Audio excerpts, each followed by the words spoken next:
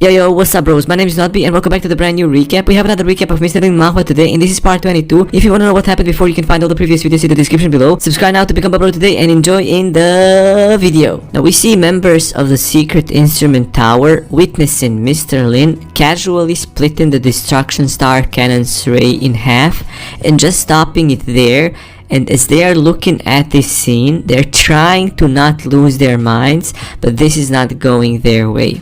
As Winston tries to calm them down and tell them to follow the orders, he realizes that it's near impossible now for them to do so because of the fear running through them, and thinks how even he, a radiant knight, still has a cold sweat over his back because of what he just witnessed, thinking and comparing that dream creature, King Candela, to Kratos, basically.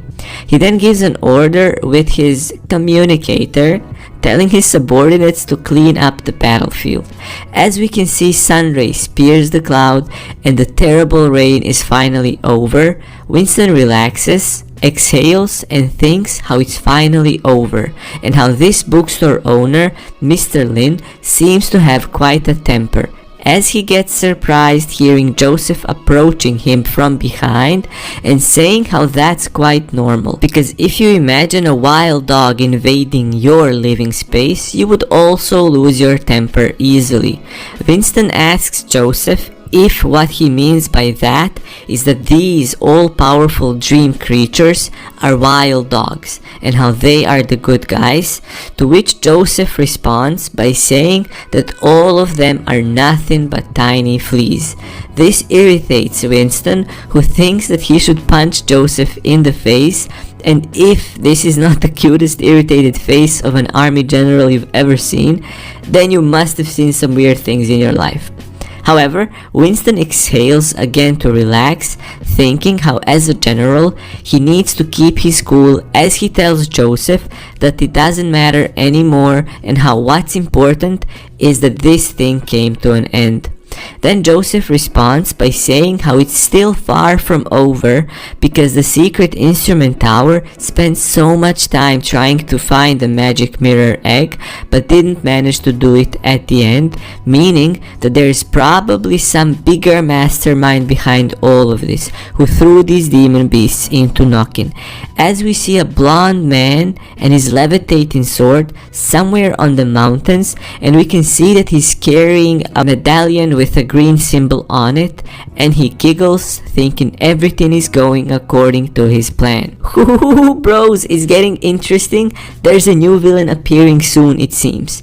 Now we go back to Winston and Joseph, while Winston is thinking that it has been such a long time since he last saw Joseph confident like he is now, as he remembers an interaction they had in the past 10 years ago. Now we go back to the past and we see Winston approaching Joseph and yelling at him because Joseph was sending Winston's people to do his missions, which is causing trouble for them, and saying that if he doesn't have a good excuse for it, not even the elders of the secret instrument tower will be able to save him. Joseph responds by saying how he's sending Winston's men on his missions because they are trained well and come quite in handy, as he winks at Winston, which makes Winston completely lose his mind. Winston then gives mission papers to Joseph, saying he should complete these tasks. As Joseph is leaving, dissatisfied because there are too many missions, Winston asks him about Dahlia and asks if something happened because he's not used to seeing Joseph without her by his side. Aw, how cute. Joseph answers how she went on a mission by the tower yesterday, but probably it's not an important mission, Joseph thinks, because he wasn't sent with her. Joseph then comments how he hasn't seen her in a while and she should be back soon, as he also says how he's starting to miss her. At that moment, the door slams open as one of the subordinates rushes in and while fighting for breath yells that Dahlia is dead. Silence suddenly spreads throughout the room as Joseph is first left shocked but then charges straight through the wall to go rescue Dahlia. Winston and other subordinates go out to follow him while we can see Joseph returning back already, carrying the dead body of Dahlia in his arms.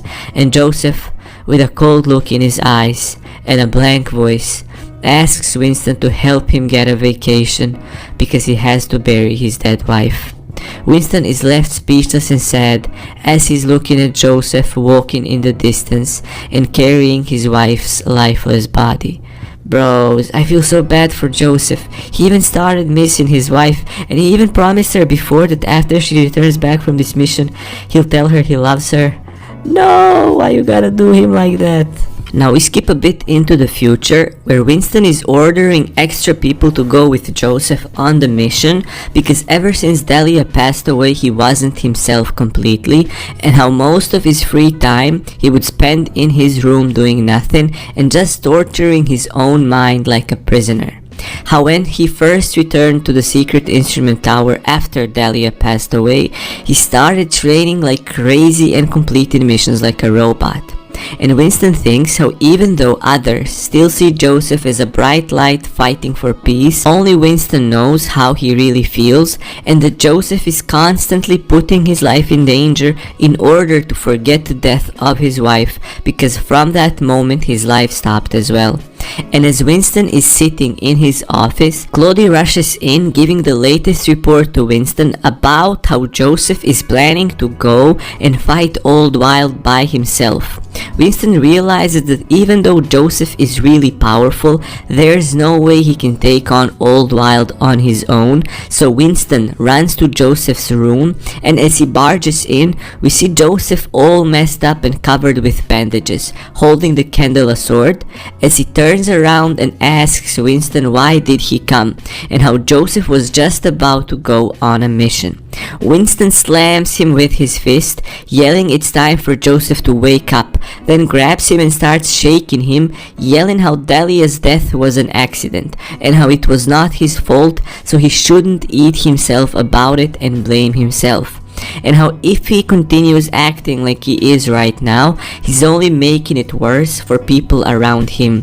And Joseph is left surprised while listening to Winston continue yelling, calling Joseph his old friend and telling him how he understands he's hurting right now, but he has to stay alive and endure, and no matter how precious something was, if it's lost, it's lost. And if he continues to beat his mind up about things that he lost in the past, it will only get worse, and how he needs to focus on the present.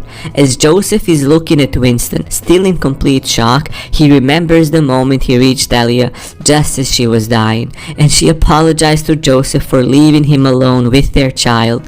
And as Joseph is crying and sobbing, begging Dahlia to not die, saying how he'll find a way to save her, as she responds that there's nothing that can be done now, and how these are her last moments. She apologizes again for not being able to stay with Joseph until the end, and says that she really hoped two of them can watch their child grow up and become a knight, as tears are flowing down her cheeks, and Joseph yelling on top of his lungs how she can die, and just as he tells her I love you, she passes away. Come on, it's so hard to do this recap with keeping my voice cool and not shaky and crying. What the hell, man? Now Joseph pulls her closer and starts crying like he never did and like he never will. Then, thanks to Winston's words, he remembers how he still has Melissa, their daughter, and needs to take care of her. Winston tells Joseph to rest now and recover and not go on a new mission just yet because Melissa is still waiting for him. Now we go back to the present as Joseph is looking confident and happy for the first time in so many years, and Winston thinks how he finally can look at Joseph again and see that unbeatable son. Then we go back to Andrew's office as Andrew is losing his mind how nervous he is because of these dream creatures, and the last words King Candela told them after stopping their ray and going away and stopping Cthulhu as well, the last words were, "You're welcome." Andrew thinks about how these words were said to make fun of the Truth Society and let them know how there's no need to thank him for beating them up, because that's something that he can do whenever he likes. Andrew thinks how from the records that they have about King Candela, he wasn't so goofy, and how probably summoning him was the intention of the person behind all of this, but how even the power required to summon King Candela alone would be enough to wipe out almost the entire Truth Council. As he continues thinking about all of this, he gets surprised as the masked and armed authorities enter his office, and their leader, a second vice chairman of the Truth Society, Damon Ainsbaron, tells Andrew how because of breaking the regulations and rules of the Truth Society, he's being stripped of his authorities and is now under the investigation, and how he should try not to do anything funny now. Damon continues explaining that because of Andrew's decision to launch a Destruction Star cannon, he has caused a huge amount of damage and lost huge amounts of money for the Truth Society. Andrew gets irritated, thinking how Damon just recently got promoted to the vice chairman and how he's probably using this situation to get rid of Andrew. But Andrew decides to calm down and try to turn the situation in his favor, saying that he admits he made some wrong decisions, but how there's nothing wrong with the reasoning behind his decisions, and how his biggest mistake was misjudging the enemy's strength, as Damon interrupts him and tells him to stop talking because from his research he has found out that Andrew was personally investigating the bookstore classified I for indescribable, and how Andrew was very hostile towards it.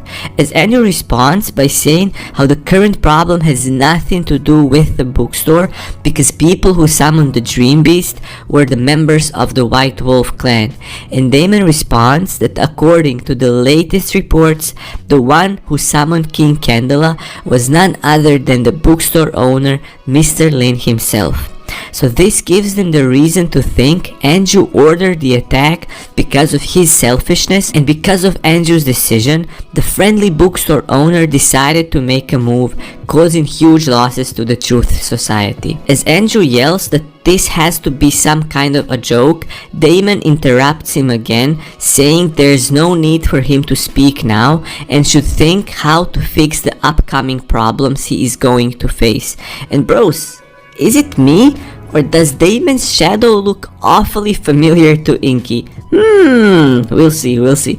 Now, just then, they hear an alert saying how the mechanical reincarnation is under attack, and Andrew comments how according to the rules, if Code A, like this one now, is happening, staff that are under the investigation should keep their authorities while Code A action is active.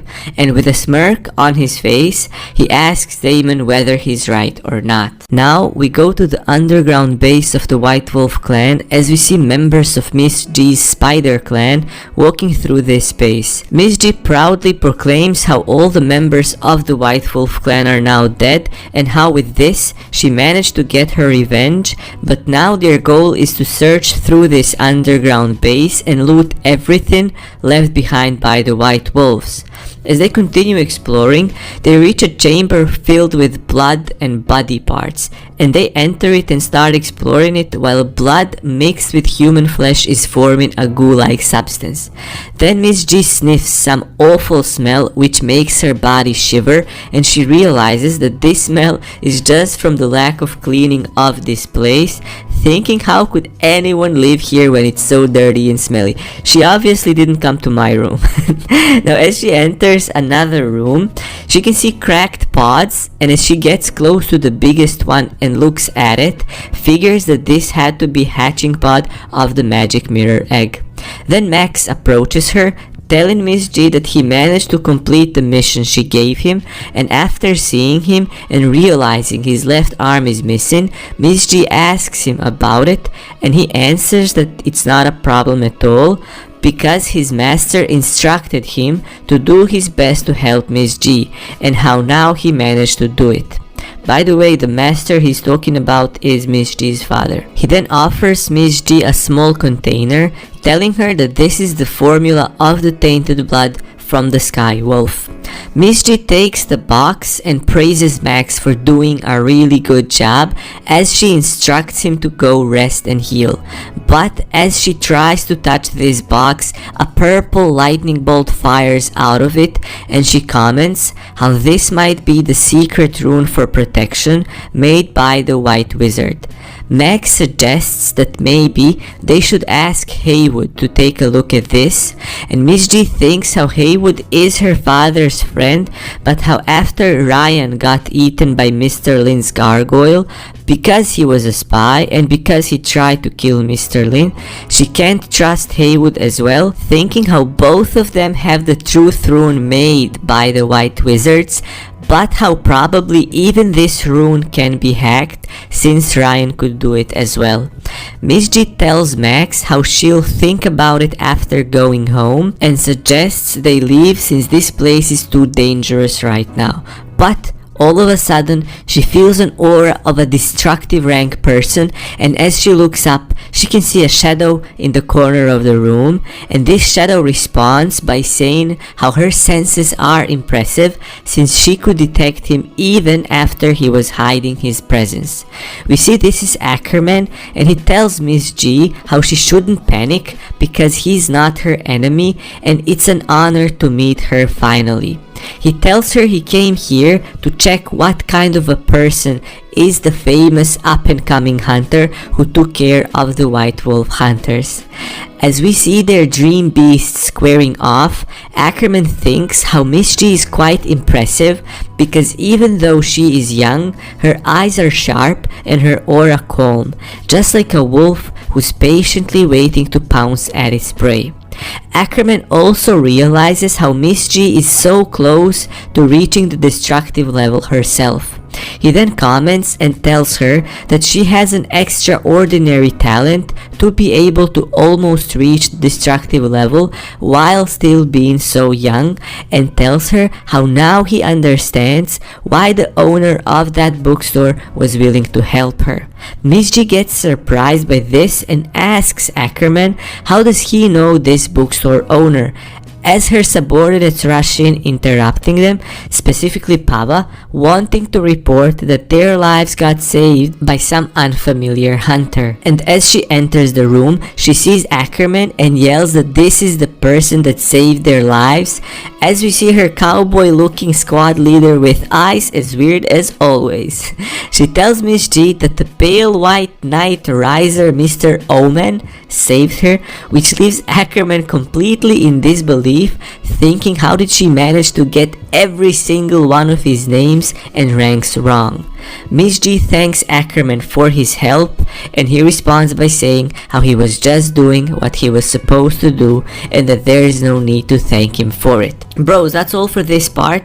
We're nearing the end of this manhwa, at least the chapters that are currently out. I'll update you bros about this later as well, more about it later, but now I just want to let you know that soon I won't be able to post it as often as I've been doing, so we need to find a new manhwa together which I can recap and post new parts about it often. So please, if you have any recommendations, hit me up in the comments. As always, thank you so much for watching the video. Stay awesome bros, and peace.